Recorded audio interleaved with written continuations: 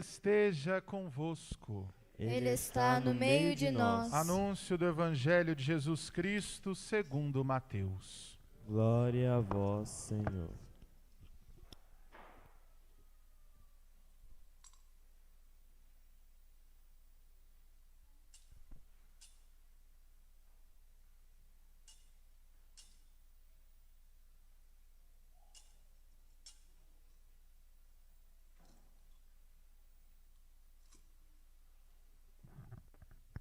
Naquele tempo, partindo Jesus, 2 cegos o seguiram gritando: Tem piedade de nós, filho de Davi.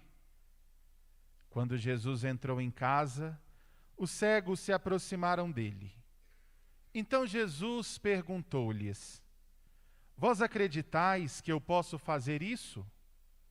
Eles responderam: Sim, Senhor. Então Jesus tocou nos olhos deles, dizendo: Faça-se conforme a vossa fé. E os olhos deles se abriram.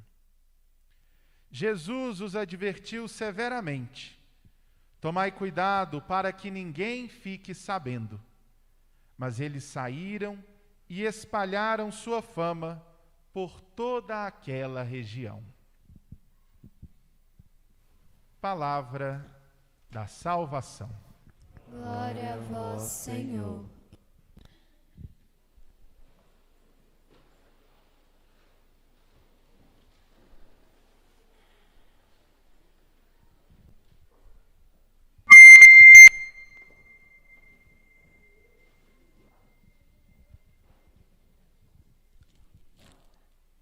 Celebrando a festa de Nossa Senhora da Conceição, celebramos a festa de uma mulher que decide, pelo sim dela, ser a mãe de Deus e também nossa mãe. Por isso, convido vocês a ficarem de pé, olhando para a imagem da nossa querida mãe. Tem uma música que todo mundo conhece, e que nos lembra sempre onde nós gostaríamos de estar, no coração imaculado dela. Ó Maria concebida sem pecado original, quero amar-vos toda a vida.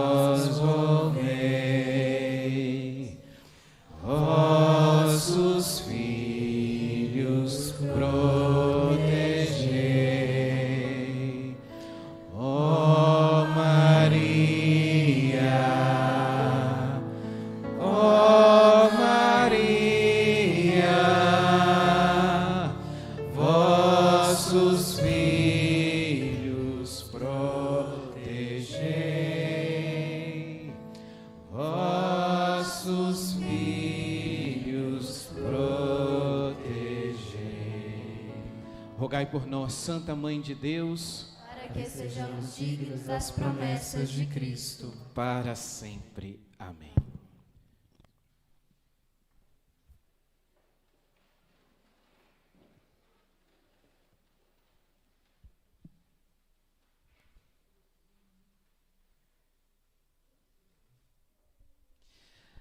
Meus irmãos e minhas irmãs, agradeço ao convite, meu querido amigo, irmão também de caminhada, Padre Fernando Lima, por estar aqui com vocês hoje, celebrando esse 5º dia da novena.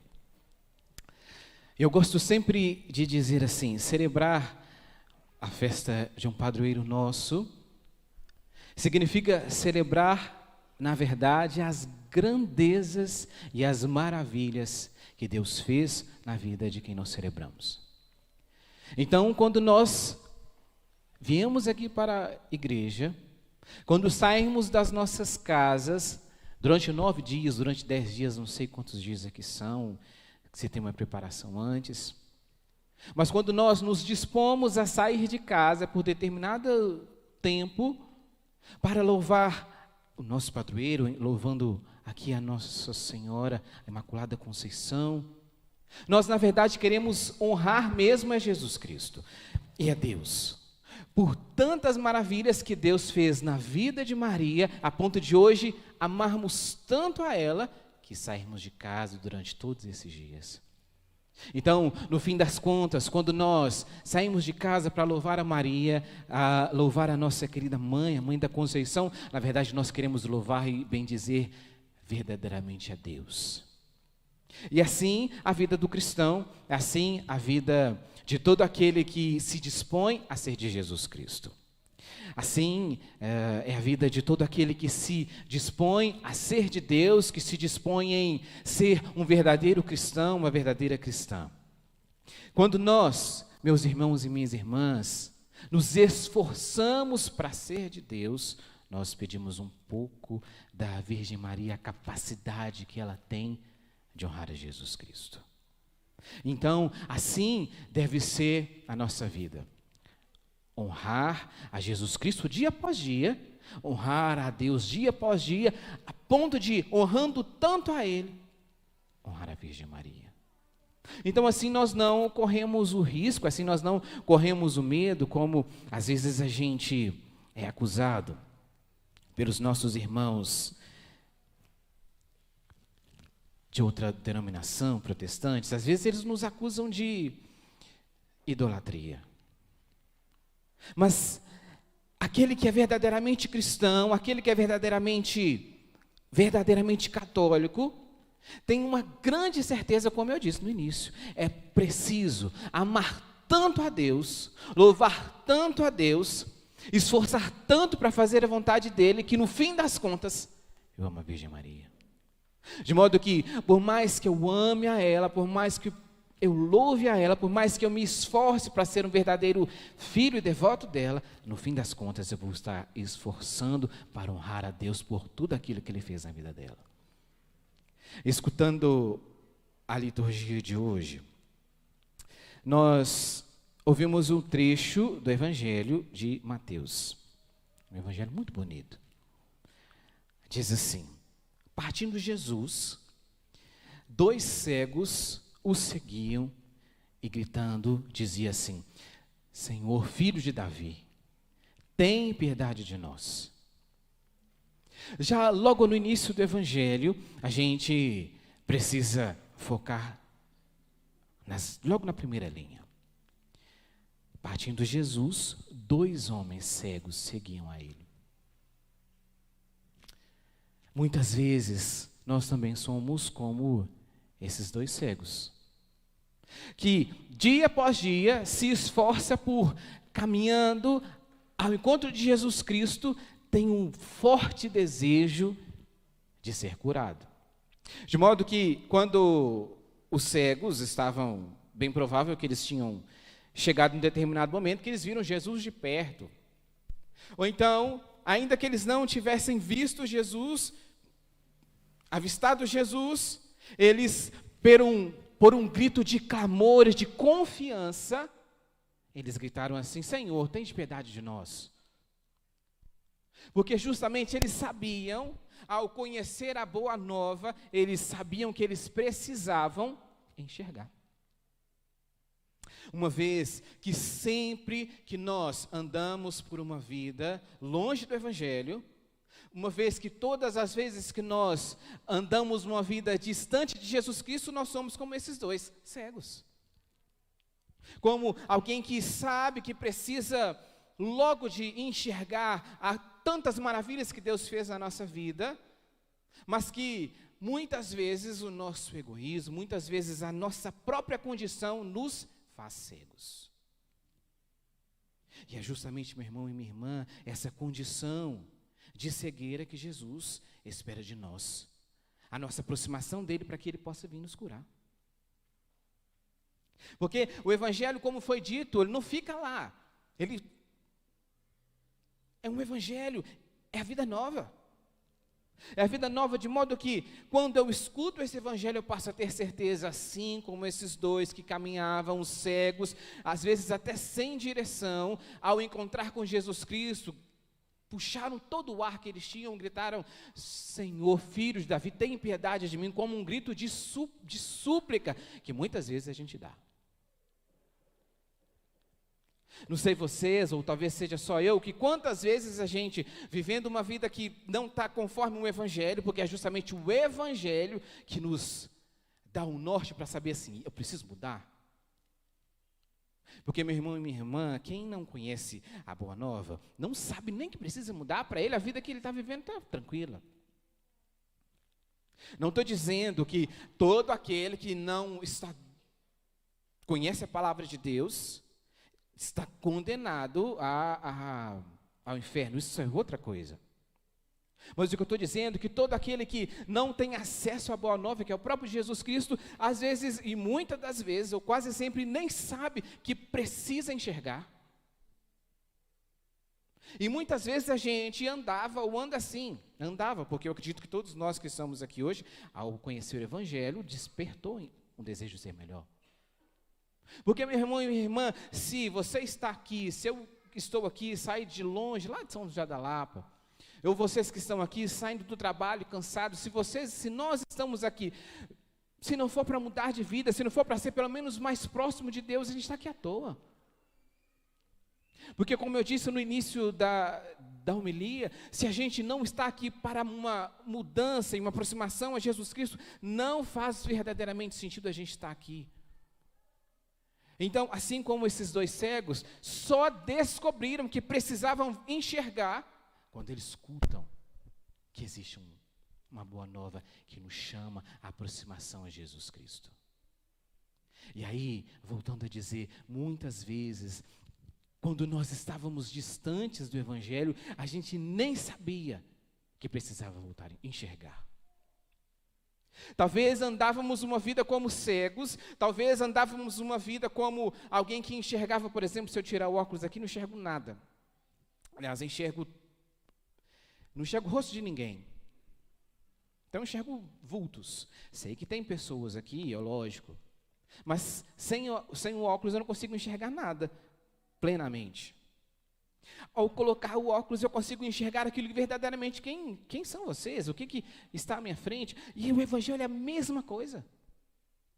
Às vezes nós andamos como que sem o óculos que nos aproxima de Jesus Cristo para enxergar Ele verdadeiramente, que é o Evangelho, e aí a gente pensa assim, eu estou tranquilo, a minha vida está tranquila e é assim mesmo que eu vou viver e não importa uma mudança, um desejo de ser melhor. Acontece que quando nós encontramos a Jesus Cristo, pelo Evangelho dele, nós somos como esses dois cegos aqui, que imploram o desejo de ser melhor. De modo que, meu irmão e minha irmã, não existe ninguém nesse mundo que, uma vez encontrando o Evangelho verdadeiramente, não tenha o desejo de ser melhor, como esses dois aqui. Porque o desejo de começar a enxergar significa o desejo de enxergar para ser melhor para Deus, não é para si. Continua o Evangelho assim. Quando Jesus entrou em casa, os cegos se aproximaram dele, como muitas vezes também nós fazemos nas nossas dificuldades, nas nossas angústias. A gente, infelizmente ou felizmente, se aproxima de Jesus Cristo muitas vezes pela dor.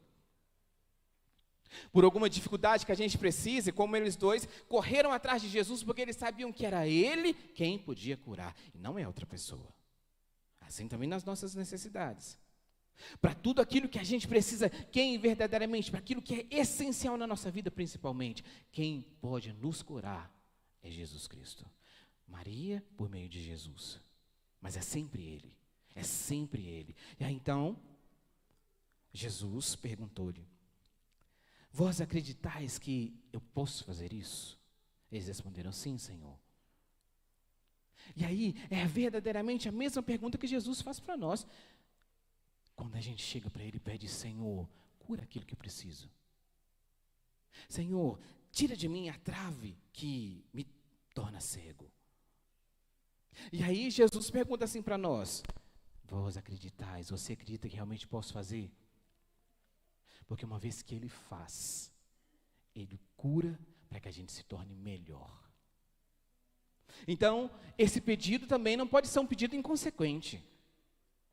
A partir do momento que a gente sabe, porque todos nós sabemos que precisamos todos os dias encontrarmos com o Senhor, como esses 2 cegos encontraram. E quando a gente chega para Ele para pedir alguma coisa, nos concedendo, é fato que algo em nós precisa mudar. Não como alguém que pede Jesus Cristo alguma coisa, ou como que se Jesus fizesse assim, eu vou te dar alguma coisa, mas você precisa me dar em troca. Não, porque Deus não precisa de nada nosso. Mas Ele deseja, ao nos dar algo, que a gente melhore. Por todas as vezes que Jesus nos faz algo, pela vez aqui que Jesus curou esses 2, Jesus cura os 2 para que os 2 se tornassem melhor. Então todas as vezes que a gente pede algo para Jesus, que Ele nos concede sempre para que nós sejamos melhores. Não adianta a gente pedir algo que não vai nos fazer melhor, porque Deus não vai nos dar, e graças a Deus, louvado seja Deus. Todas as vezes que a gente pede algo para Deus e que Ele não nos concede, às vezes a gente se entristece, às vezes ou quase sempre, é porque Deus sabe o melhor para nós, e é bom que não nos conceda, porque muitas vezes quando um pai que dá tudo para o filho, estraga o filho. E assim na nossa relação de pai para com o filho, Ele nos concede tudo aquilo que é melhor, para que a gente volte para Ele. Então, meu irmão e minha irmã, muitas vezes a gente pede algo para Jesus que nem é essencial. Não tem problema, pode pedir. A gente pode pedir para Jesus Cristo algo, por exemplo, eu quero um carro, pode pedir. Mas a gente precisa se esforçar, trabalhar, enfim. Se a gente não nasce rico, tem que correr atrás. Porque carro não dá em árvore. Se eu quero ter uma boa condição, o que é que eu preciso fazer? Preciso estudar, preciso correr atrás. Mas, se eu quero algo espiritual para mim, eu pedindo a Jesus Cristo, ainda que Ele conceda para nós, eu também preciso me esforçar para cada vez progredindo na fé. Porque quando Ele nos dá para que a gente volte para Ele. E isso a gente precisa ficar claro para nós, meu irmão e minha irmã. Tudo aquilo, quando Jesus concede a cura para esses 2 cegos, é para que eles voltem para Jesus. É para que eles voltem e comecem a enxergar melhor a Jesus Cristo. Então, se Jesus concede algo para nós, é para que Ele volte, para que a gente volte para Ele. Diz assim, no final do Evangelho, Jesus vai, toca os 2 e cura. E é o que Ele faz conosco também. Mas aí, o Salmo hoje nos dá uma excelente resposta do porquê que Jesus nos cura. Do porquê que Jesus realmente vem a nosso encontro para fazer algo na nossa vida. Primeira coisa, eu sei que aqui está filmando, mas só um instante para ficar mais próximo de vocês. Tantas coisas que a gente precisa pedir a Jesus Cristo. Tantas coisas que a gente deseja pedir a Jesus Cristo, e é bom mesmo, mais uma vez, é bom que a gente peça. Mas o ideal é que a gente nunca perca de vista que a gente precisa pedir algo que sempre vai nos aproximar dele. Caso contrário, é perda de tempo. Então, uma vez que todos nós aqui estamos, quem aqui tem pedido para fazer a Deus? Levanta a mão, tem vários. Todos nós aqui temos, né? Mas que a gente possa aprender a tudo aquilo que a gente pedir para Jesus Cristo, possa ser para que a gente volte para Ele e não apenas para o nosso egoísmo. A resposta para isso, como eu disse, está no Evangelho. Está no Salmo, diz assim: ao Senhor eu peço apenas uma coisa, e é só isso que eu desejo. Esse precisa ser o nosso desejo. Diante de um monte de coisas que a gente pede para Deus, diante de um monte de desejos que a gente tem, diante de um tanto de graça que a gente tem, o Salmo traz para nós o essencial. É só isso que eu desejo: habitar no santuário do Senhor por toda a minha vida. Então, meu irmão e minha irmã, por maior que seja a sua necessidade, por maior que seja a minha necessidade, nenhuma delas pode ser maior do que, no fim disso aqui tudo, a gente receba o maior dos prêmios, junto com a Virgem Maria, habitar no santuário do Senhor. Que esse seja o meu desejo, que esse seja o seu primeiro desejo, antes de todos os outros.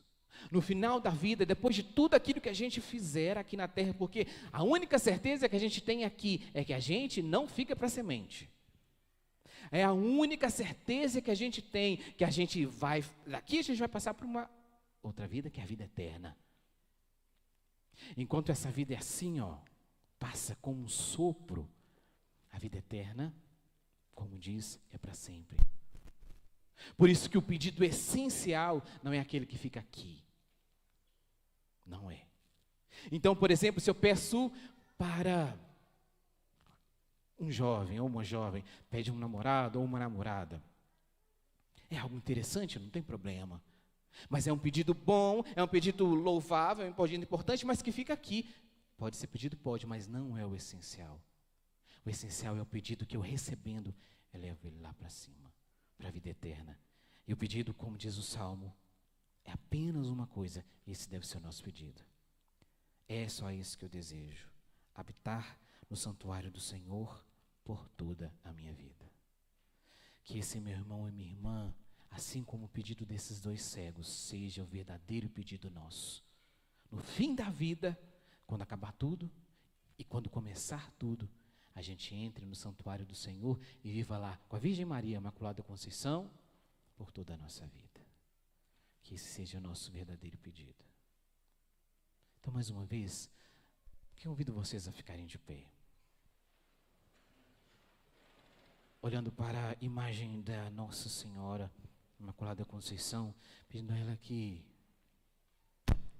leve a Deus os nossos pedidos, sobretudo esse que é o mais importante. Um dia, junto com a Senhora, habitar no santuário do Senhor por toda a nossa vida. Habitar no santuário do Senhor por toda a nossa vida. A Virgem Maria, esse é o verdadeiro pedido nosso.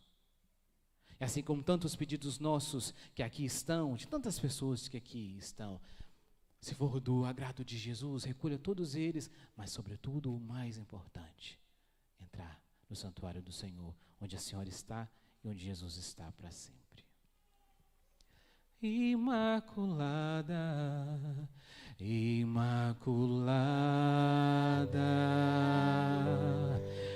Rainha de Deus,